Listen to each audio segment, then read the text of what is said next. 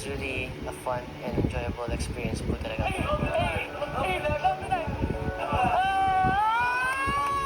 First time ko po talagang sumayaw ng ganun, kuya, ng makeup partner po, kuya. Kaya hindi ko po alam kung ano yung sasayawin dun, kuya. Nakita ko rin po na parang first time niya rin po, kuya. Ay, ano na.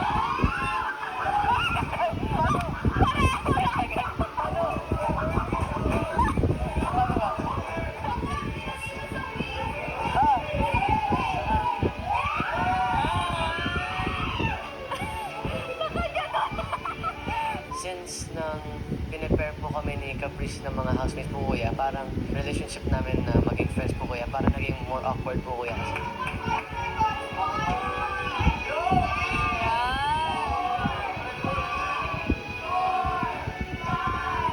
We got to share a dance din po kuya, nawala po yung awkwardness po nun kuya.